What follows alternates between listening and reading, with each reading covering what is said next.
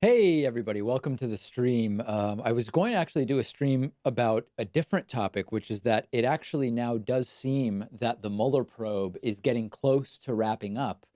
But then we had this just stunning breaking news of a new election being ordered in North Carolina. We've been following the alleged, I use the term voter fraud for a particular reason, but really it's election fraud by Republicans in North Carolina. We've been following that basically since the day after the midterm election in November of 2018. And it has gotten so bad and undeniable and corrupt that now a new election has been ordered, and we indeed may get one. So I'm going to get right into a New York Times article about this. We will go over the details of this live stream and the plan and everything momentarily. But I want to get right into the details here. New election ordered in North Carolina race at center of fraud inquiry. This is the Republican candidate. I'm going to back this up and maybe we can even listen to this together. Let's take a look here. Audio is up. Let's see if we can actually listen to this.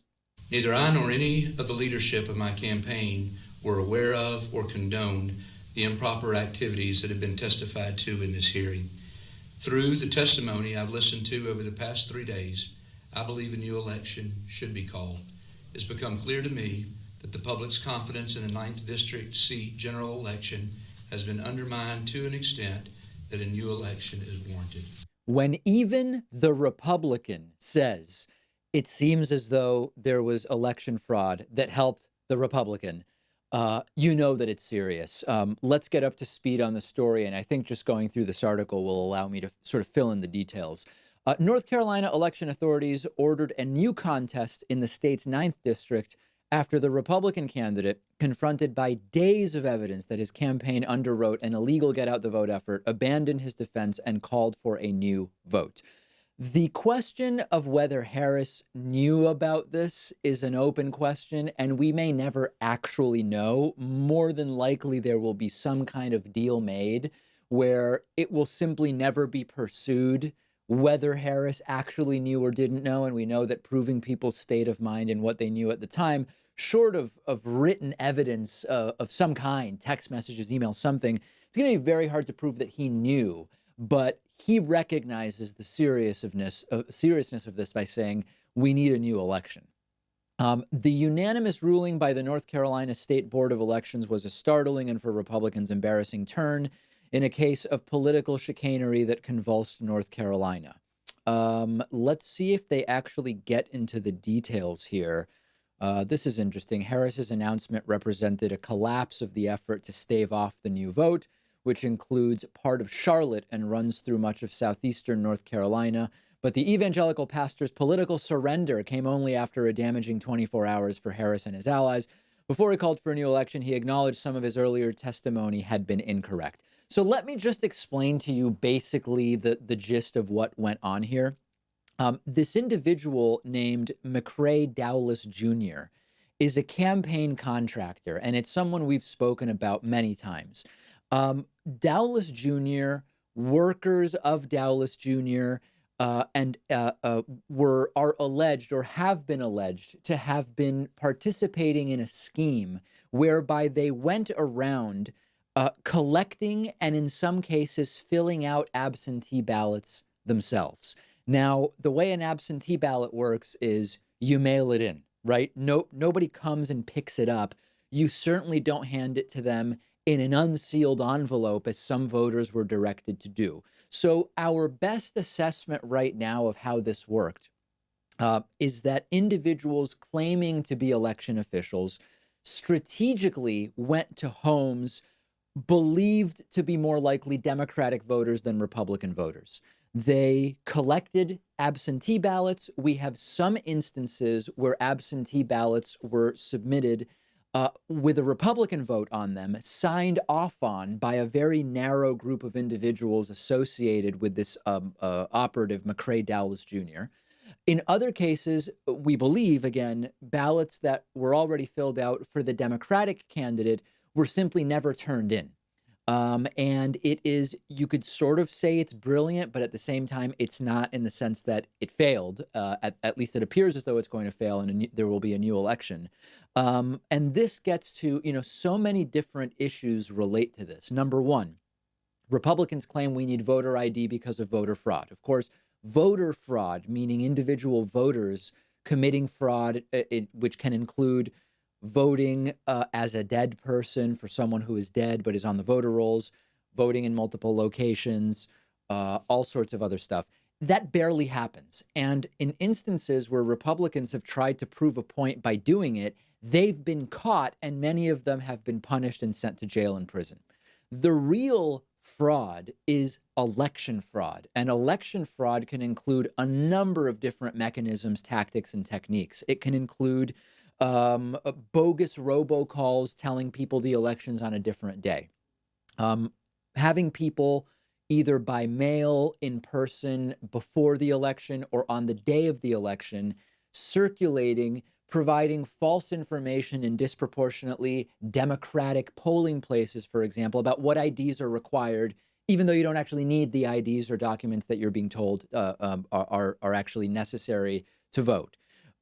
Lobbying for the reduction of polling places in disproportionately Democratic areas, or disproportionately non-white areas, or disproportionately poor areas. Um, all of these different things are not voter fraud, strictly speaking. They are election fraud. They are voter suppression. And that's actually where our efforts should be focused, because that's actually where the problem is. And this is a front and center case. And the best possible scenario here will be the ordered new election happens, it takes place, and the Republican loses, right? I mean, that's the scenario. That would be, it would be extraordinarily disappointing if, after all of this, a new election is held and the Republican just wins again. And that's why, if indeed there is a new election, we all need to activate around making sure that everybody votes in North Carolina in the 9th district, that certainly that no election fraud takes place again. And we make sure that we can add one more onto the swing in favor of Democrats that took place in November of 2018 in the midterm elections. The last thing we need is to go through all of this and to have the Republican win again. It would be absolutely and totally disgusting. And we're going to continue getting into the details here about what criminal charges may be brought and much more. Let me just welcome everybody. If this is your first live stream, usually I do this like at the very top of the stream, but nobody's on the stream at that point. So I'll do it now. This is a live stream, and it's different than our other videos in that it's live. Which means you can communicate with me. The best way to get your questions answered and your comments read during the stream, and I can actually put them up on the screen, is to use the super chat function. That's the dollar sign, the dollar symbol, below the chat window, okay? I will start answering questions and comments. It can be about the North Carolina election fraud story or anything else. I will start answering those momentarily. I am willing to open up the phone lines. We have been getting very interesting phone calls during the live streams recently. Maybe it's something about doing it in the evening that brings out the trolls and the haters. But we've actually had some good conversations as well. I will open up the phone lines during the stream if we get 10 new members, patrons, or YouTube channel members during the stream. We've done this sometimes as quickly as 5 minutes into the stream. And sometimes it has happened 5 minutes before the end of the stream. So if people want me to take calls, I'm glad to do it. But you can sign up for membership at davidpakman.com/membership. It was my birthday, February 2nd. And in honor of that, we have a coupon code SAVE35, which will save you $35 off of the $60 membership. So choose the $60 membership on our website. Input the coupon code SAVE35. You'll only pay $25. That's $2.08 a month. If we get 10 of those, I will open up the phone lines, and I am looking forward to hearing from people. Please don't troll the live chat, okay? I make an effort to sort of monitor it, and we do have moderators deputized to make decisions about what is and isn't allowed. But come on, just don't troll the live chat. It's really it's mostly sad that people spend time trolling live streams on YouTube. And lastly, also counting towards our target of 10 new subscribers, you can use the join button right below this video window, and that will sign you up for a YouTube membership. Okay, let's continue with our New York Times article about what's going on in North Carolina. Mr. Dowless, this political operative, refused to testify before the board, has not been charged with any crimes in connection with the 2018 election, nor have any of his workers, who were often friends or relatives with little ideological interest in politics. Prosecutors are examining the operation and are considering whether to bring any criminal cases. These are crimes.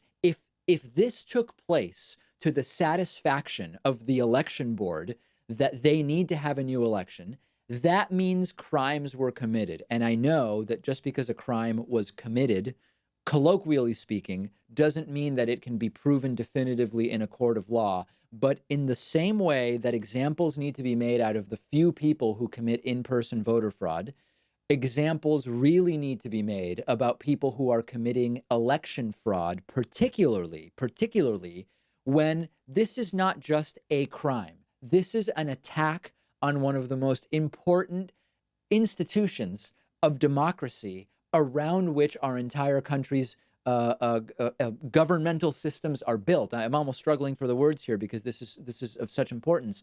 If we can't successfully send the message, legally speaking, I'm talking about criminal charges, that it's not just, oh, you know what, we figured out that you robbed the election with these voter suppression and election fraud techniques, but we're going to have a new election and everybody else gets away scot-free. No, it can't be that way. It has to be that there are consequences and that everybody is prosecuted to the fullest extent of the law. So if we don't get criminal charges here, it will be extraordinarily disgusting. The North Carolina board's decision will leave the 9th District in a state of protracted limbo, already the site of the final unsettled House race of last year's midterm. The district is now poised to remain without representation in Congress for at least several more months. It was not clear whether Mr. Harris, who had a 905 vote lead over his Democratic rival Dan McCready in last year's election, would choose to run in the new election. That is actually an amazing element of this. The assumption is that the new election means it's Harris versus McCready, and that's it. It appears as though, and this is just happening now, it appears as though when the new election is called for, it's considered a special election, meaning that people who want to run can run, and it is not guaranteed, it's not automatic that Harris is again in the race. And we have to assume, I mean, I hope that at this point, if McCready is in this new election that has been called for, and Harris is not, and Republicans find some clown, I would hope that that irreparably damages the Republican side and that McCready simply wins cleanly and overwhelmingly. But that is an interesting question. Will Harris even run? Or will he feel, I don't know, maybe the shame of how tainted this entire process was in favor of him on his behalf and not run at all, which would be absolutely and endlessly fascinating. We just won't know. We're not going to know that for some time. But just undeniable. And, you know, this isn't like a pat ourselves on the back thing, because I and many others on the left were covering North Carolina 9 from the beginning. This is merely a message that if we actually pay enough attention to this stuff, if we pay enough attention, ideally this stuff wouldn't happen in the first place. But if we identify something like this and pay enough attention to it and continue pushing it, if the facts are on our side, and if there is not this sort of force majeure invoked from the elites and those in control of a lot of these systems, we can actually make things happen. We can actually make things happen. And now the full completion of this, coming full circle, would be taking yet another seat in what, remember, maybe not as exciting as we would have wanted the November midterms to be in terms of their results.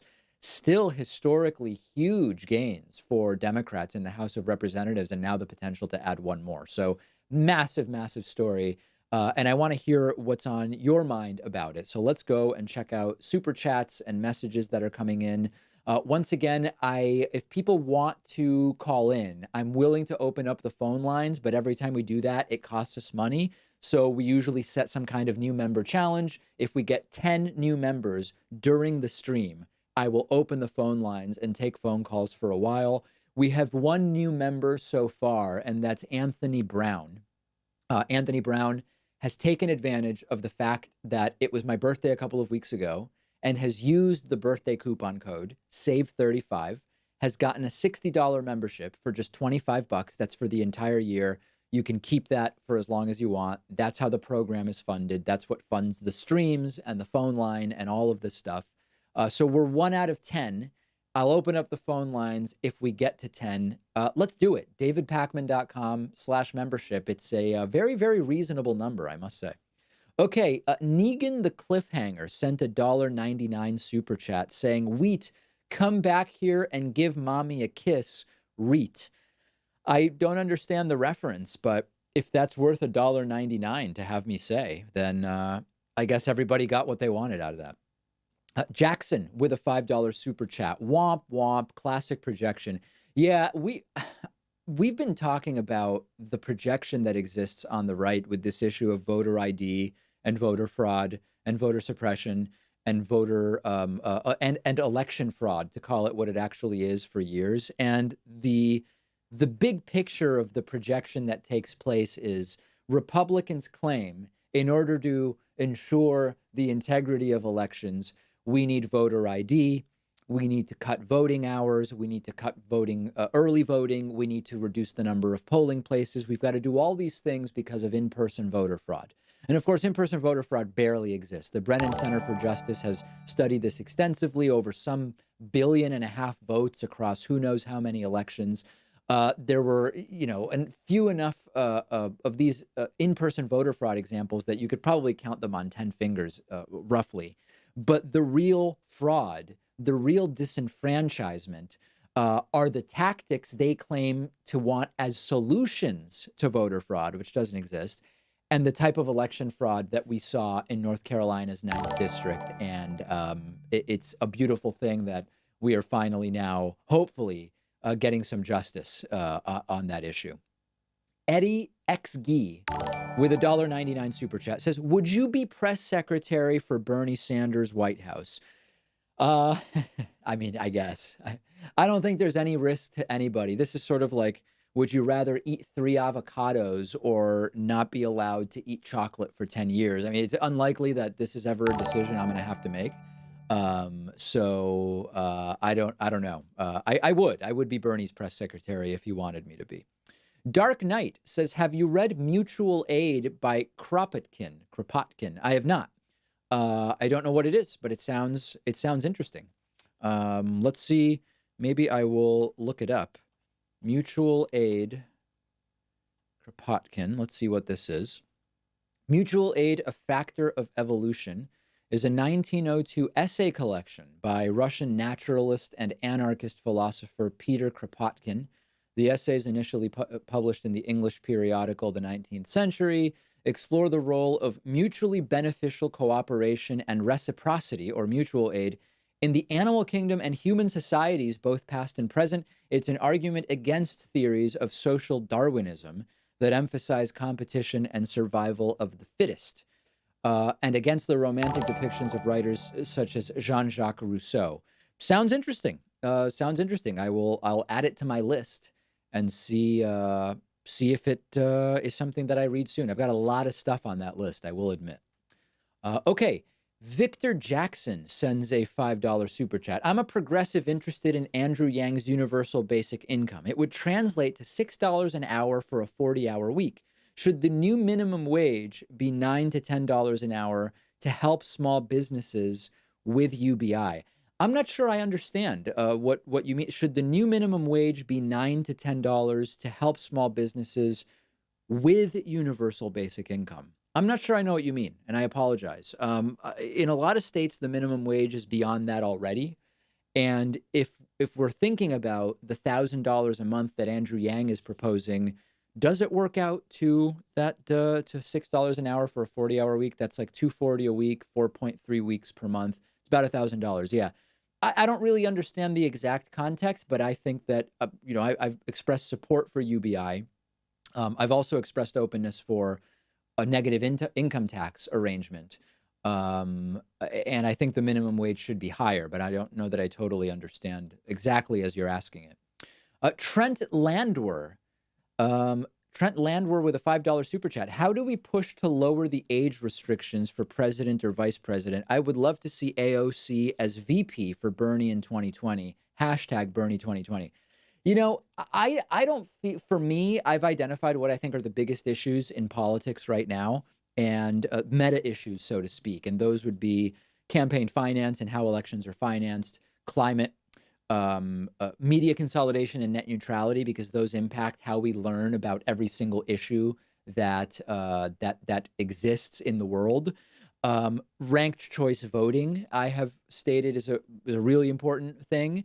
But for me, allowing even younger people than 35 to become president or VP, it's not because I just turned 35. I can't run either way. I wasn't born in the U.S. It's not a high priority for me right now. And right now, I wouldn't want to see AOC as Bernie's VP. I think she's too inexperienced and too naive on a lot of issues.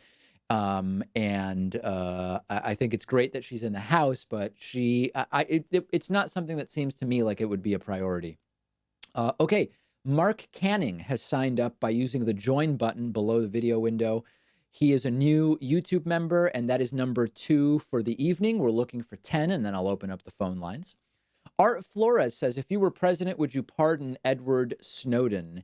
That's a complicated question because he's not even been charged. So I guess you're saying, would I issue like a preemptive pardon to make prosecution irrelevant?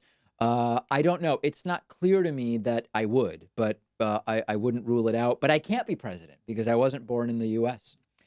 Stephen Smith is a new YouTube member. That's number 3 for the evening. Carlos Santana, great guitarist, is a new YouTube member. 4. Theo H is number 5. Jackson is number 6. So we are 60% of the way to me opening up the phone lines. Happening quickly this evening. Surprising in a way. Dark Knight has sent a $9.99 super chat. You've made me so happy. Thank you. You're welcome. I don't know what I did, but I appreciate it. Kettig with a $10 super chat. Love your program. About time we're going to get a new election. And do you think 45 will get impeached? I don't think 45 will get impeached. I think we need to completely put out of our minds the idea that Donald Trump is going to be impeached and removed by the Senate or resign. It could happen, but I think that the path forward, it's already February of 2019. That process, if it started today, even if it were to succeed in removing the president, could extend beyond the November 2020 election. Let's remove him by voting. I think that that's what we should be focusing on. Theo H says, changing the subject, what do you think about treating guns like cars? Bolt action or similar equals a C license. Semi-auto mag federal A license, increasing training required for each. Yang, Bernie, Warren. Okay, so I think that there is a lot to be learned from regulating firearms like cars. What about requiring insurance for firearms? I think it's just a no-brainer. There's no question about it. What about requiring periodic relicensing? I think that should be done. What about making the process for getting the firearm more strict, like what is required in many states to get a driver's license? So yes, I think that a lot of what you're saying makes sense, Theo, as far as different classes in the way you're describing. I'm open to that, but I don't know that I'm in a position to say specifically what they would be offhand. Blackwave 54 says, your happy late birthday blood. OG's got to keep the block on lock. Know what I'm saying? Keep it moving, gang squad. Right? Yeah. I mean, that was how I was going to open the stream actually, but I'm glad that you reminded me that I forgot to make that designation. Okay, so we are 60% of the way to me opening up the phone lines today. If you want me to open up the phone lines at 617-830-4750, we are inviting you to become a member at davidpakman.com/membership. It's a very modest target of 10 new members, and we're 6 out of 10 there already. The normal rates for membership, which funds the show, I think are very reasonable. $6 a month or $60 for the year. But because I turned 35 on February 2nd and I wanted to do something 35 related to drown my sorrows, not Soros, but my sorrows, Did I say that right? I feel like I never say that word correctly. Sorrows, my sorrows. I think I was saying it wrong there. Listen, English is my second language. Give me a break. What I did was I created a coupon code, which is SAVE35. And if you apply that code to the $60 a year membership, it drops a membership to only 25 bucks. If you can afford $25 a year and you don't think that the David Pakman show is worth it, all of the hours and hours and hours of content that we put out, please leave right now. Um, but if you can't afford it, then don't worry about it, because the whole point here is the show is for everybody. And we depend on the support of the few to provide the show to the many. But sign up. We're 6/10 of the way there. And I would love to open up the phone lines and hear from some people. Derek Busby says, what sort of news stories have been crowded out by mainstream media lately that you feel should have been covered? There's a lot of state level legislation that is passing that is important. Now, it's only in one state, but there are some themes that we are seeing in terms of some of the conservative and right wing stuff that is being done at the state level, which, because of everything going on federally, is not getting the attention it deserves. And I'm going to make an effort to start covering some of those, Derek, even though this is mostly a national program because our audience is all over the country and the world. I'm going to make an effort to start covering some of those stories if things just even mildly settle down with what's going on federally. Victor Jackson says, I mean, instead of a $15 an hour minimum wage, instead of 15 an hour minimum wage, should it be UBI plus $10 an hour? Here's the problem with that. I don't like the idea of justifying lower wages on the basis of the government providing a sort of bailout. For me, the appeal of a universal basic income is not that it should make it easier for corporations to pay people less. It's that it should raise the floor and give folks at least some basic level of subsistence with which they can maybe have more options in terms of the jobs they accept because they have that $12,000 a year. Anything that is the idea of justifying lower wages from employers on the basis of a government subsidy, I don't like. And that's why I have a huge problem with what goes on with Walmart and McDonald's and a lot of those companies. Jackson says, Jesse Lee Peterson says you aren't a man if you aren't a conservative. Does that mean he believes gender isn't determined by DNA, but by societal factors? Is JLP pro-trans? Amazing. I have this idea. Actually, should I say this? I probably shouldn't. Let me be more vague about it. I'm working with someone right now about recreating my last appearance on Jesse Lee Peterson's program in person in Los Angeles when I was out at Politicon. We're working on ways to make that happen again, but on a bigger scale. Let me just put it that way. Okay. I won't say more at this point because I think that there are people involved in discussions that I shouldn't preempt. Chris Van Inwigen says, if you read this, Chris V is fine. Chris V, I appreciate the attention paid to objectivity. Found you through Anton, a skeptical human. Keep it up. Thank you, Chris. I appreciate that. Roy Early says, I think Pakistan is not a reliable ally given their blind eye to terrorists. Do you agree with Trump cutting aid to it until they change behavior? I have no problem with reducing or cutting aid to countries in order to try to drive compliance with what we want. We're not mandated to give aid. I have no problem with that. The problem I have anytime Trump does something like saying we're going to cut aid until they change their behavior is that, number one, Donald Trump doesn't even really understand what their behavior is. Number two, it's not clear that Donald Trump even has a good assessment of what their behavior should be. And number three, because of the sort of ADHD nature of this administration, I wouldn't be comfortable with the idea that if the behavior changes, we would actually give the aid back. So conceptually, I'm fine with it. In terms of execution, the last people I want doing stuff like that is the Trump administration. Okay. Omedo Mendoza with a $1.99 super chat says free 6-9. Free 6-9. All right. I don't know what that means. Hopefully that doesn't appear in some kind of white supremacist compilation because I just said something I don't even understand. Shane Babka. Always love seeing Shane Babka because babka is one of my favorite desserts. Chocolate babka and pistachio baklava. Nothing more delicious than a chocolate babka. Since Trump is such a sore loser, do you think he'll have a hissy fit that could put the country in danger if he loses in 2020? Yes, and I've been talking about that for a while. That's a real risk. And we have to assume that the institutions of power will prevent that from happening. Greg Matson says, do you take questions from members to ask your guests? I have a couple of longish questions, too long for here, that I'd like Andrew Yang to answer. Yeah, send it in. I would love to. I'm looking forward to having Andrew back on. And question ideas are always appreciated. Oscar Edge or Egge with a 50 Swedish kroner super chat says, economist from Sweden here. Oh, awesome. Keep up the good work. By the way, you know more about our tax system than most of our local pundits. Hey, you know what's interesting, Oscar? The other day I mentioned that someone called in and said, hey, David, if Sweden does so well with no minimum wage, why do we need one in the United States? I researched it, and what I found was Sweden does not have a minimum wage, particularly because labor unions are so strong that it's not been an issue where there have been problems of wages being too low. Like, in other words, they have other ways to keep wages higher. And a Swedish viewer wrote in and said, David, that's not true. We have a minimum wage. And I researched it again, wondering if I said something wrong. And what I found was, no, Sweden doesn't have a minimum wage. So did I mess up there? I don't know. I thought that I was saying the right thing.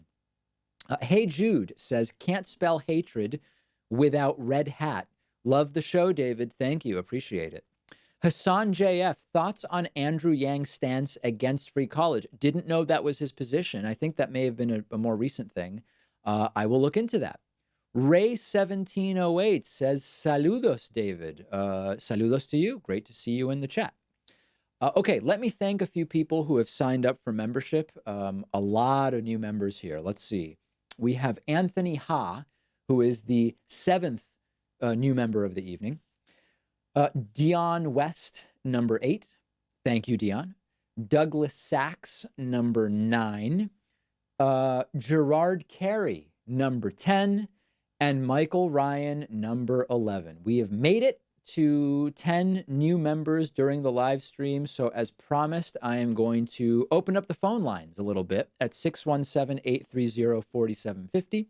You can go ahead and call in now if you would like. I'm going to read a couple other super chats and then we will go to the phone lines. Once again, the phone number 617-830-4750 to talk to me. Keep signing up, keep sending super chats. The Progressive Voice has arrived. Have you do you listen to Nas? Have you listened to Nas' favorite album or songs of his? The only Nas song I know is If I Rule the World, If You Rule the World. I forget the name of it. I listened to it when I was like 12.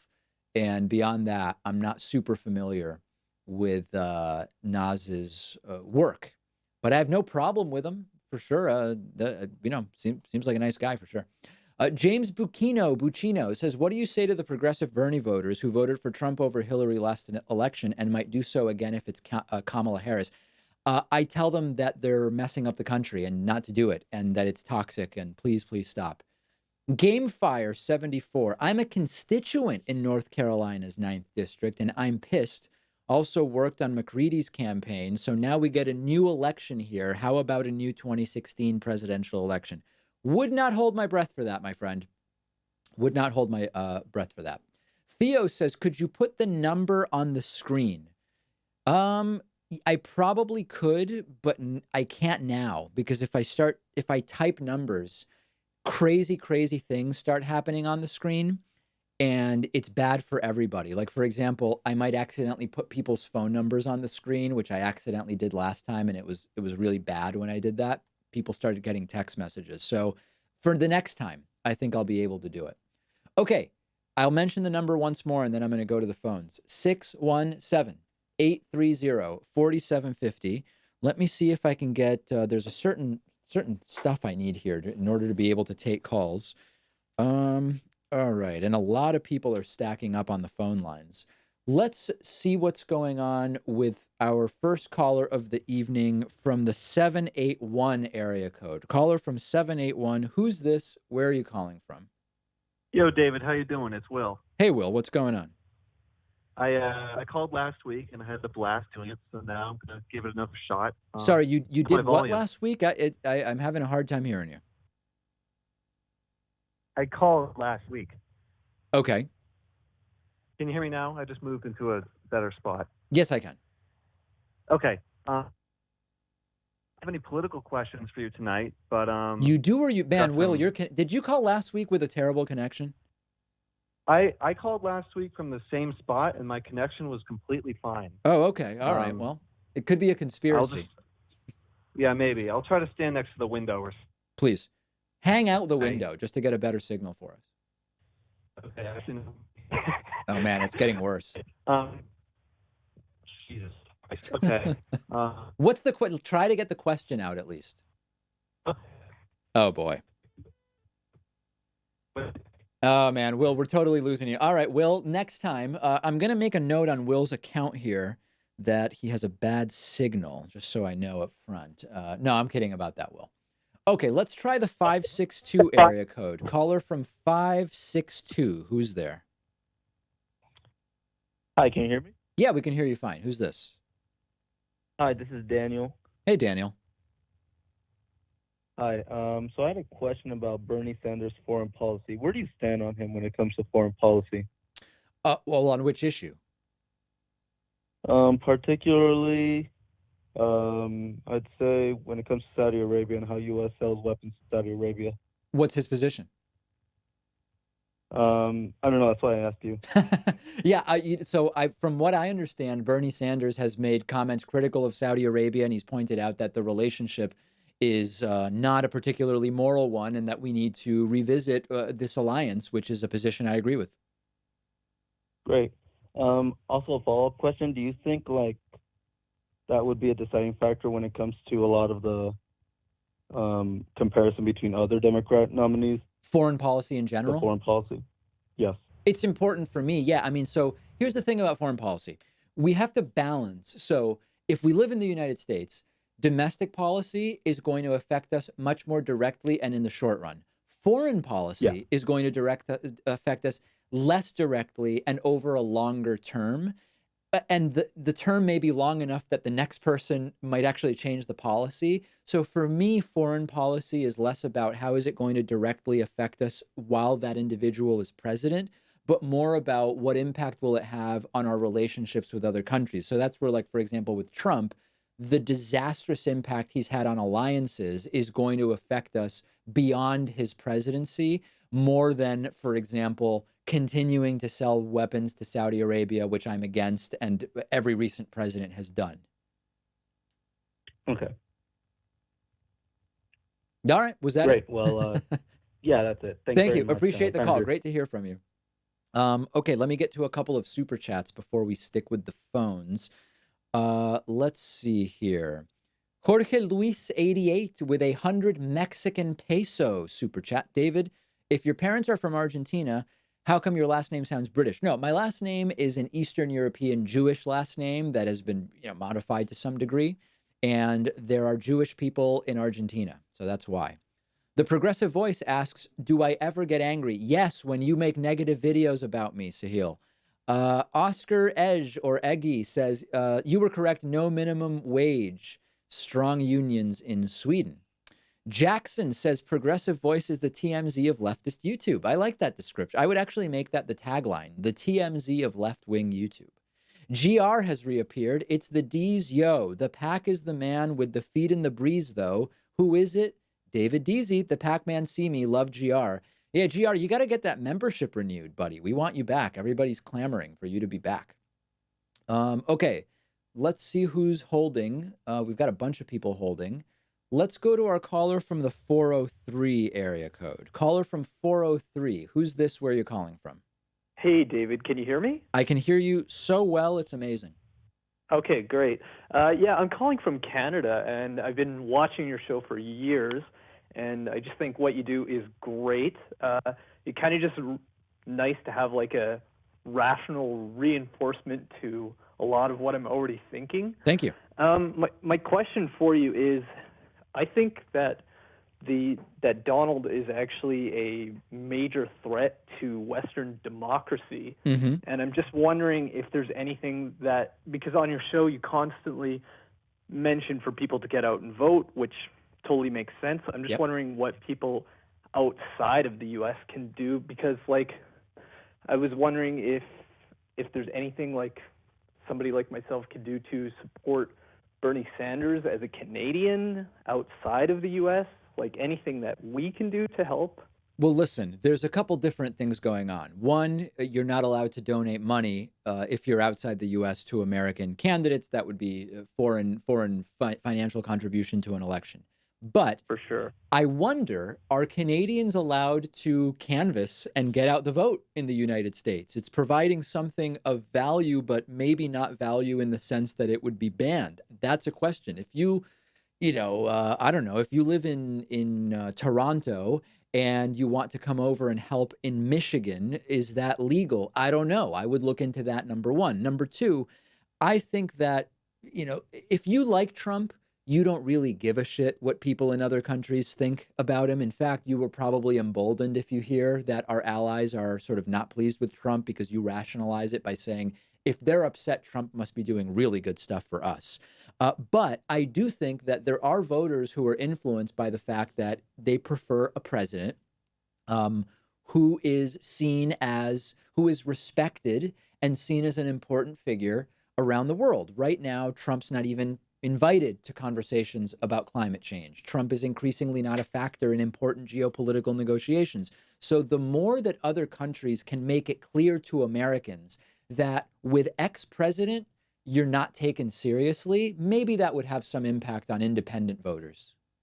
Okay. Yeah, that makes sense. Like I kind of figured there's nothing really that we could do legally from here, but anything we could do to help, because it's quite concerning, I would say. I agree. I agree. Well, listen, the fact that you're presumably in your country supporting progressive candidates who then may work with Trump and pull him to the left, that's something, right? I mean, it's something. I don't know. Yeah, definitely. We have our election here next year, so we'll see how that goes. We will indeed. Yeah. All right. Thank you for the call. Really appreciate it. Yeah, thanks a lot, David. Cool. Okay, before I go to the phones again, let me first thank Rafael Cabral. GR is back as a member. I suggested he become a member again, and GR is back. Rafael Cabral, Mike G, Shane Barlow, new members. A big evening, an historic evening, as I like to say, for the David Pakman Show. A couple of super chats here. Bobby Lee asks, what are my all-time favorite comedies, TV and or movies? Okay, for movies, I like the Airplane movies, the Naked Gun movies, and the Austin Powers movies. That's the style of comedy that I like for movies. Favorite TV comedies, I would say Seinfeld and Curb Your Enthusiasm. No anti-Semitism, please. And what else do I like? I guess those. I don't know. Roy Early, David, would you ever debate that radio host Dennis Prager at Politicon? I have many friends who are fooled by PragerU's deceptive arguments in videos. Yeah, I mean, it would depend on the topic. A lot of topics, like the religion topics, I'm not the right person to debate him. But depending on what the issue was, like if it's something more economic, I would. I just don't know that that's his area of expertise. John Kuhlman says, what will happen to all of the workers, insurance workers, and medical billing workers under Medicare for All? A lot of them will not be necessary. And that's any serious plan for Medicare for All deals with that reality. And that's a good thing in the long run. Although anytime you have a major shift to how elements of society are organized, jobs can be lost. But that is not in and of itself a reason not to do it if it makes sense. Okay, Triple X Eurobabe wants to know what the title of the stream is. The title of the stream is related to a new election being ordered in North Carolina's 9th district over Republican election fraud, and you can rewind it to see that. The Needle Drop, Anthony Fantano of the Needle Drop fame, who has endlessly more subscribers than I do, is in the super chat. He says, thanks for continuing to be one of the most excellent and consistent political voices on YouTube. You're the best. Thank you, Anthony, and I will Venmo you back the $9.99 now, like I promised. You can expect that right when we're done with the stream. I really appreciate that. GR, this membership is your face, DZ. Love GR. It's great to have you back, GR. Very, very much appreciate you back as a member. Okay, let's see. We're taking calls at 617-830-4750. I see Juan from Wisconsin holding. Juan, I picked up on you like 2 days ago, so I'm not going to go to you just in case you don't want to be hanging on, just to be, with peace and love, to be up front, because I want to give new people a shot. Let's go to the 505 area code. Who's calling from 505 today? Is that me? That is you, yeah. Hi, David. I've been a viewer for a long time. I wanted to ask if you heard about that Intercept article that came out in like 2017. It was covered by Kyle Kalinske and said something about the former CEO of Blackwater organizing a kind of new intelligence agency funded by billionaires. And well, so let's see. You're talking about Eric Prince, right? You're talking about Betsy DeVos's brother, Eric Prince. So what I understand his trajectory, I don't know the article you're talking about, but from what I understand, he rebranded. So Blackwater got such a bad name because of everything they did while they were called Blackwater. It was rebranded twice. I think at one point it was called, it might have been Z, like XE or something like that. And then I think it was Tiger Swan at one point. Maybe. We might be thinking of two different companies. And then most recently it's Academy with an I on the end instead of a Y. So I don't know about it being a quote new company, but I think it's just been kind of like a rehabbing of the name, and they still do the exact same thing. Yeah, I was just wondering if they have like a connection to Donald Trump via Betsy DeVos and what they're doing with it. I mean, listen, so Eric Prince was allegedly involved in trying to negotiate or create a back channel between the Saudis. I believe it was between the Saudis and Kushner. And Eric Prince, I think, was involved in some meeting at the Seychelles, which, by the way, I hear is lovely at every time of year. I have a friend who just went there. I would love to go. And that's what rings a bell. So there's that involvement. As soon as Trump suggested pulling out of Syria, Eric Prince started showing up on TV saying, hey, we should pull out and let's hire contractors, like, by the way, his company, to go in there and do an endless profitable presence in Syria. So, yeah, he's definitely very wrapped up with Trump. Yeah, I was just wondering about if, like, that Intercept article has developed at all, because I haven't seen anything. Yeah, I don't know the article specifically, but, you know, it might be worth looking into. I don't know how accurate it is, though. Okay, yeah, and there's probably newer articles now as well, since it's been a couple years. All right, thanks for the call. Very much appreciate it. Let me say, okay, so we have someone here having trouble. Triple X Eurobabe, which is not, you know, when I started doing a political show, I didn't imagine I would be talking to Triple X Eurobabe at 7 p.m. on a Thursday, but I am. A Triple X Eurobabe says, bro, I thought it was about the POTUS election. Oh my God. Yeah, no. So if you came in here thinking a new election has been called for the presidency, I would slap myself silly and realize that's not happening. FKN Dumb Bastard says, I can't join for some reason. Please help, David. Let me mention something, because there's such a common user error. So whenever I announce a coupon code and I say the coupon code only works with a certain membership, people will try to apply it to the wrong membership, okay?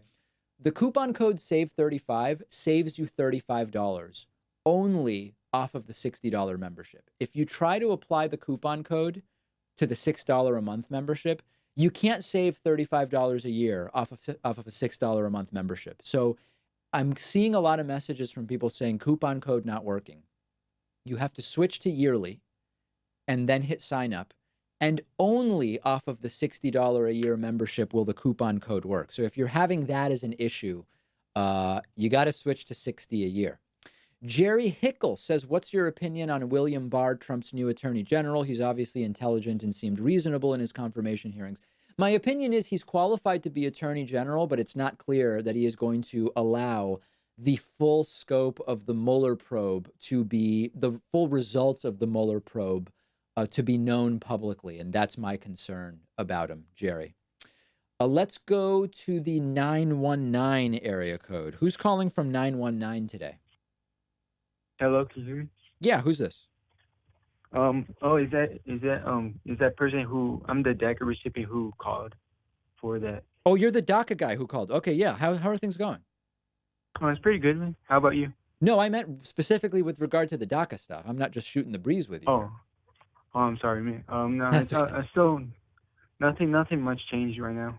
So if I recall, just to catch the audience up, you're 17 years old, right? Yeah. Okay, so you called, and do you want to say your name or just give a name so that I can call you something? My name is Ulysses. Okay, that's perfect. Ulysses called in saying he's 17, he's a DACA recipient. He's worried about what happens when he turns 18. Should he go back to his home country or not? From what I researched for you, Ulysses, nothing changes until you're 31. That's what I researched, and I encouraged you to get an attorney to help you out with this. I think there are free attorneys available. Yeah, yeah. I remember you said that.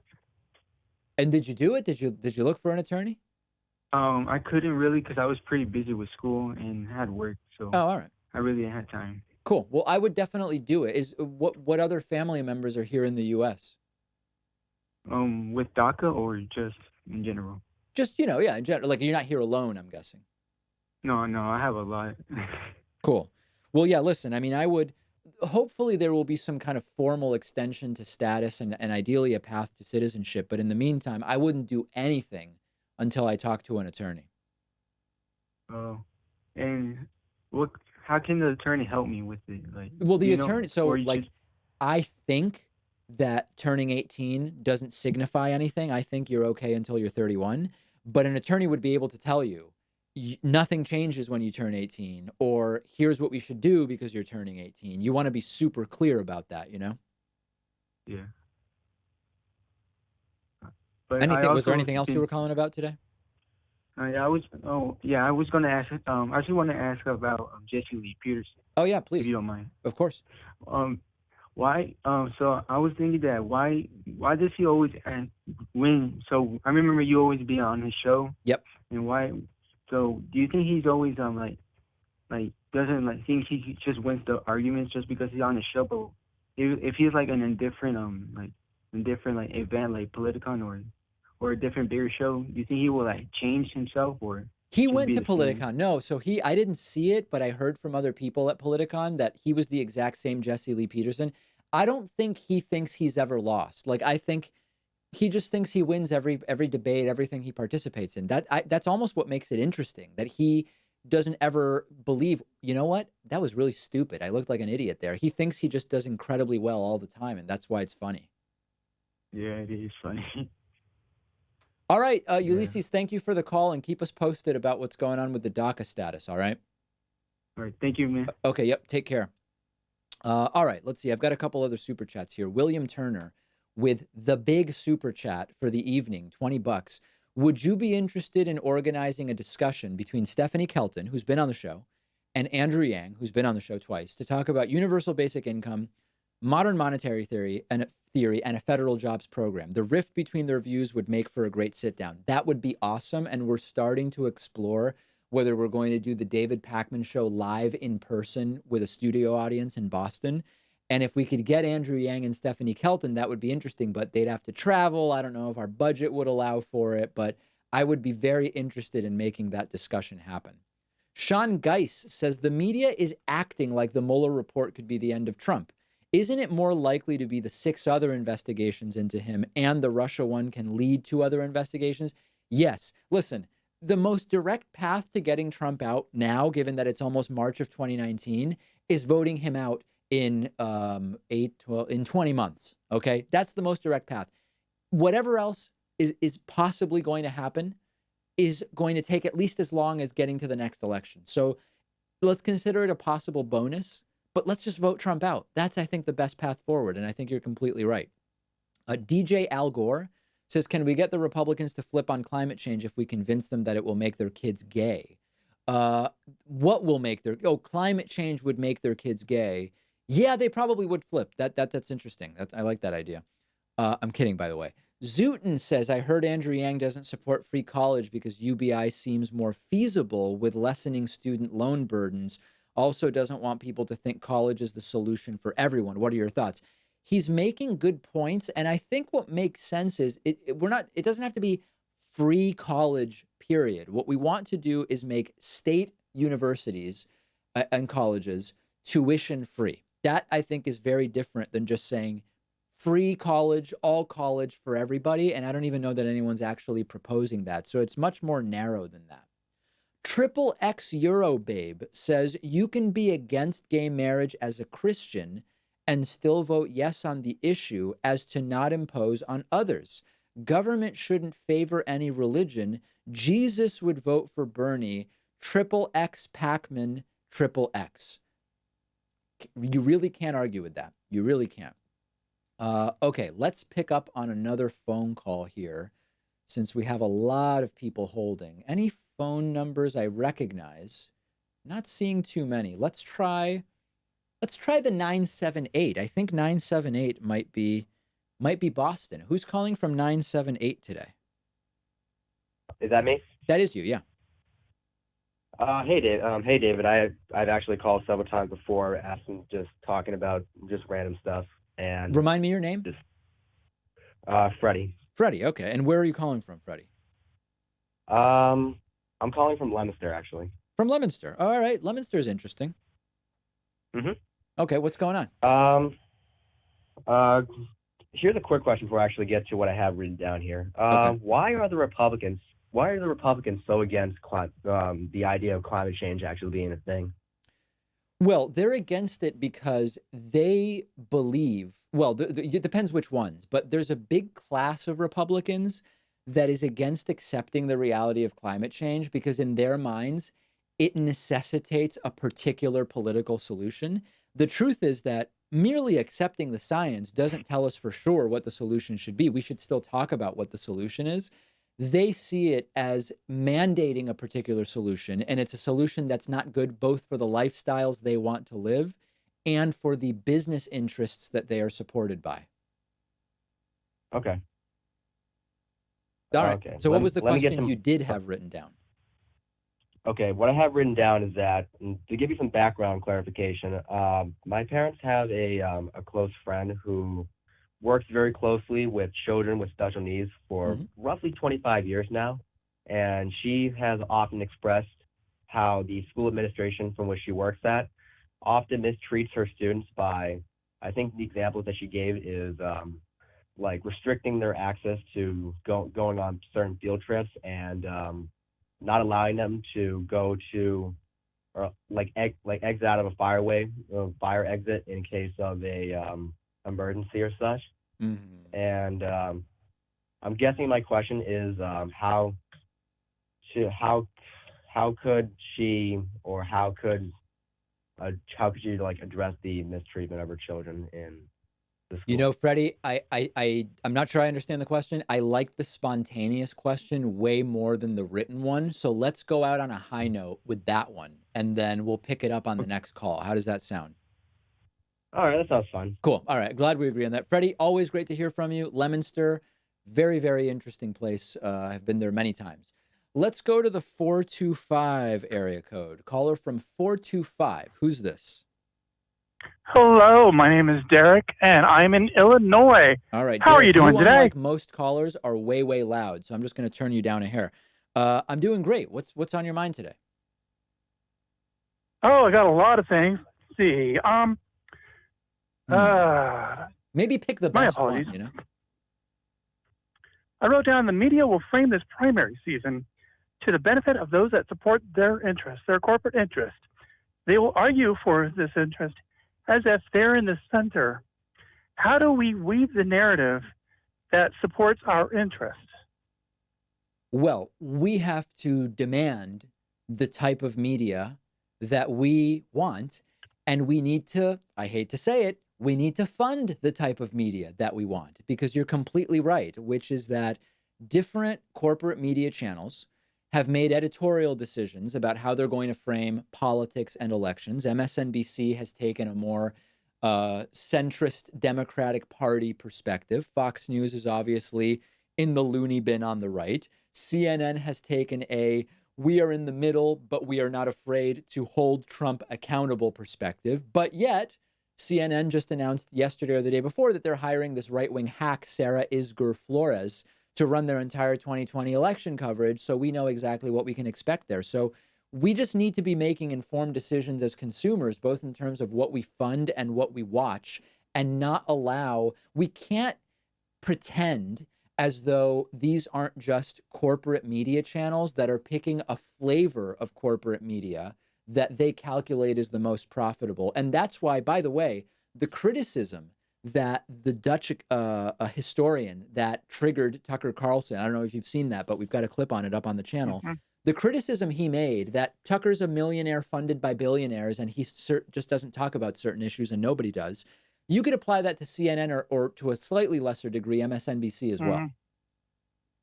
Right. They're paid not necessarily for what they say, but also for what they don't say as well. Absolutely. Absolutely. So we've got to make sure that everybody is aware of that and not fall into this trap. You know, CNN is liberal fake news. They hired a literal Republican bomb thrower to run their entire 2020 coverage. Derek, thank you. Appreciate the call. I know you have a litany of questions today, but I've got a bunch of other people to get to in limited time.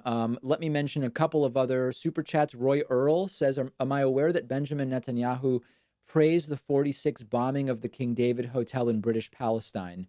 No, I had no idea, but I'm an anti-Netanyahu guy. So even if that's the case, I'm equally against him. And Sonia Guzman has sent a $5 super chat. Sonia, great to see you. Haven't seen you for a little bit. And Sharon Velez has signed up for a new membership, as well as Garrick Ho. Garrick and Sharon, great to see you as members. Okay, let's try a caller from the so many people to choose from. I just pick numbers that look good. Let's go to the 205 area code. I have no idea where 205 is. What part of the country is 205? 205, are you there? Oh, I'm there. Yeah, okay. Hello, Who's this? David. This is James, and Hey, 205 is the area code for Alabama. Oh, The heart Alabama, of great. conservative America. I was offshore, Mobile, Alabama. I didn't actually put any feet on dry land, so to speak, when I visited Pensacola and was out on a boat, and we got dangerously close to the Alabama border, but I didn't actually make it. Oh, well, lucky for you.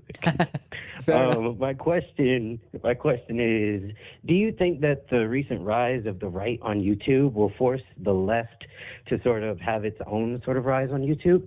Well, listen, I recently read a very good analysis of the right, left, and middle on YouTube, and it appears as though the left is already bigger than the right on YouTube. And I know that it can be difficult because our personal awareness of different channels might make us think it's called the availability bias.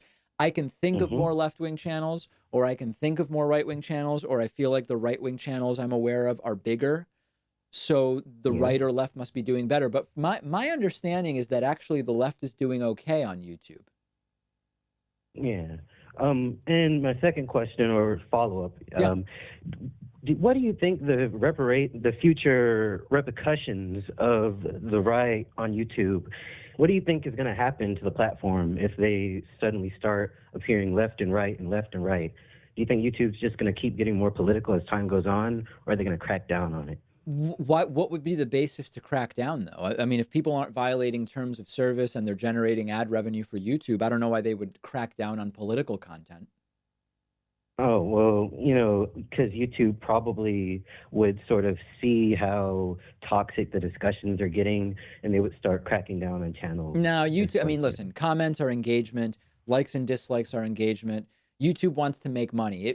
If news and politics is no longer profitable, like if their advertisers say, we don't want to advertise on news and politics, then you might see a crackdown. But otherwise, it wouldn't happen for the reasons you're saying. Fair enough. Well, I've been watching your content for a while. Just want to say keep doing what you're doing. Thank you. Appreciate the call. Appreciate the support. Great to hear from you. And Bomber Fox sends a super chat asking about the recent Supreme Court decision. If it's the one about civil asset forfeiture, we covered it on the bonus show today. So yes, I did see that, and that is a very, very good decision.